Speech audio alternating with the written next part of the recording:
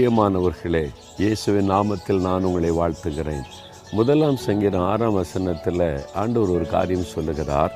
கர்த்தர் நீதிமான்களின் வழியை அறிந்திருக்கிறார்.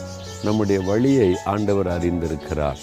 சில சமயத்தில் யார் என்னை பற்றி அக்கறையாக இருக்கிறாங்க, எனக்காக யார் கவலைப்படுறாங்க, என்னை பற்றி யார் அறிந்திருக்கிறாங்கன்னு நினைக்கிறோம். கர்த்தர் அறிந்திருக்கிறார்.